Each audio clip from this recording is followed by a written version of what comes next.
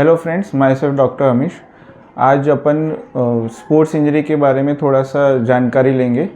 Sports injury में सबसे ज़्यादा चीज़ जो इंजरी होती है वो नॉर्मली घुटनों की होती है, और दूसरा होता है जो अपन खभा बोलते हैं, शोल्डर, उसकी होती है।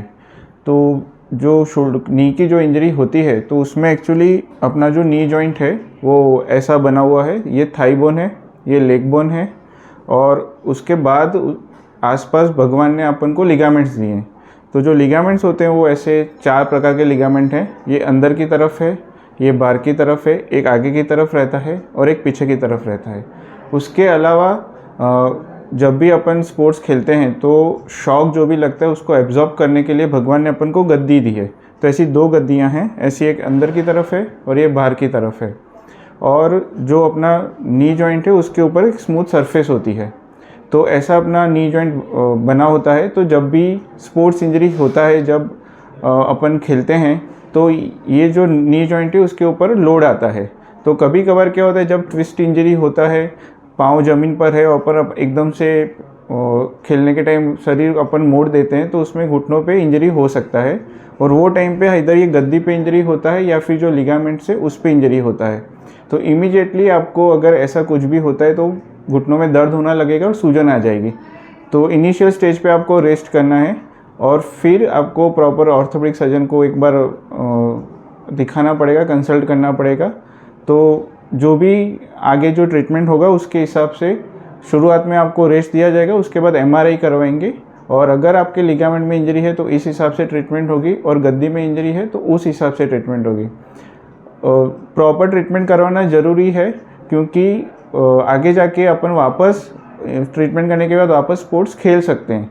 अगर टाइम पे ट्रीटमेंट नहीं करवाया और वो डैमेज बढ़ता गया तो फिर फ्यूचर में स्पोर्ट्स शायद ना खेलना पड़े, ऐसा भी हो सकता है। स्पोर्ट्स इंजरी में जो सबसे कॉमन इंजरी घुटनों में होती है वो आगे का जो लिगामेंट है, जिसको एंटीरियर क्रूशिएट लिगामेंट बोलते हैं, उसमें होती है। और ये जो गद्दी है अंदर की तरफ, जो मीडियल मेनिस्कस बोलते हैं, उसको होती है। बहुत बार इंजरी होने के बाद पेशेंट को डर लगता है कि भाई इसका जो सर्जरी करवाई तो वापस अपन स्पोर्ट्स खेल पाएंगे कि नहीं खेल पाएंगे, या फिर क्या सर्जरी करवाना चाहिए या नहीं करवाना चाहिए। तो एक बार जब लिगामेंट फटता है तो प्रॉब्लम क्या है कि वो वापस अपने आप हील नहीं हो सकता है, क्योंकि घुटनों में खून सप्लाई, ब्लड सप्लाई कम रहता है। जब ब्लड सप्लाई नहीं होता है तो अपने आप वो हीलिंग उसकी पोटेंशियल नहीं होती है। नॉर्मली ये जो ऑपरेशन है वो दूरबीन से होता है। 1, 2, 3 टाँके आते हैं, पेशेंट 1 या 2 दिन हॉस्पिटल में रहता है, उसके बाद उसको प्रॉपर फिजियोथेरेपी वगैरह होती है। तो मोटा मोटी तौर पे पेशेंट वापस 2 या 3 महीने के बाद वापस स्पोर्ट्स खेलने के लिए तैयार हो जाता है। अगर टाइम पे इंजरी अपन सर्जरी नहीं करवाते हैं और तो फिर क्या होता है, जो कार्टिलेज है वो डैमेज होना शुरू हो जाता है। तो वो समय पे फिर स्पोर्ट्स खेलना फ्यूचर में मुश्किल हो जाता है। और जब गद्दी फटती है, जो मीडियल मेनिस्कस बोलते हैं, तो उसमें 2 टाइप की अपन ऑपरेशन कर सकते हैं। एक तो उसको रिपेयर कर सकते हैं। अगर उसका गद्दी जिस हिसाब से फटी है, अगर वो रिपेयरेबल है तो उसको रिपेयर करना चाहिए, क्योंकि स्पोर्ट्स मोस्टली यंग एज में होता है। तो रिपेयर हो गई तो अपना जो नॉर्मल घुटना है, नेचुरल है, वो अपन नी प्रिजर्व कर सकते हैं, और फ्यूचर में जाके अपन को घुटनों के मामले में कुछ भी तकलीफ़ नहीं होगा। स्पोर्ट्स इंजरी के दौरान घुटनों के अलावा दूसरा जो सबसे कॉमन जॉइंट जो इंजर होता है वो है अपना शोल्डर जॉइंट।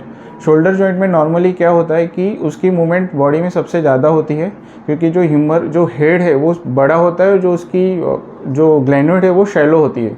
तो जहाँ पे जो मूवमेंट कर रहे हैं वो बॉल बड़ा होता है, और जिसके अंदर वो कैविटी होती है वो स्मॉल होती है, ताकि अपन ज़्यादा मूवमेंट कर पाते हैं। लेकिन एट द सेम टाइम वो जॉइंट अपना अनस्टेबल होता है। बाकी जो जॉइंट होते हैं वो थोड़े स्टेबल होते हैं, लेकिन शोल्डर जॉइंट थोड़ा सा अनस्टेबल होता है। तो जैसे कोई क्रिकेटर है या लॉन्ग टेनिस कोई खेल रहा है, बैडमिंटन खेल रहा है, तो उसको शोल्डर की मूवमेंट ज़्यादा होती है, तो उसकी इंजरी होने के भी चांसेस होते हैं। शोल्डर में कभी कभी शोल्डर अपना जो जॉइंट है वो सब डिसलोकेट हो जाता है, तो वो टाइम पे ग्लैनोइड में लेब्रम करके एक टिश्यू होता है वो फट जाता है, तो उसको बैंकार्ट लीजन बोलते हैं। तो वो टाइम पे भी आपको हॉस्पिटल में डॉक्टर से प्रॉपर एडवाइस लेना चाहिए, एमआरआई करवाना चाहिए, और वो भी दूरबीन से वो ट्रीटमेंट अपन करवा सकते हैं। अगर शोल्डर बार बार डिसलोकेट हो रहा है तो उसकी टाइम पे अगर सर्जरी करवाई वो दूरबीन से ही होगी, और फिर वो डिसलोकेशन होना बंद हो जाएगा और पेशेंट अब वापस अपना स्पोर्ट्स खेल सकता है। जो दूसरी जो स्पोर्ट्स इंजरी में खभे में जो सबसे ज़्यादा तकलीफ हो सकती है वो सुप्रास्पाइनेटस टेंडन करके आता है, उसमें इंजरी हो सकती है। तो शुरुआत की दौर में अगर वो पार्शली फटा है तो अपन रेस्ट देते हैं, फिर प्रॉपर फिजियोथेरेपी करते हैं, तो विदाउट सर्जरी भी वो अच्छा हो पाता है। लेकिन अगर उसमें इंजरी ज़्यादा हुई है तो शुरुआत के स्टेज में रेस्ट करने के बाद उसको एमआरआई करना पड़ता है, और अगर वो ज़्यादा फटा हुआ है तो उसकी भी अपन दूरबीन से सर्जरी कर सकते हैं।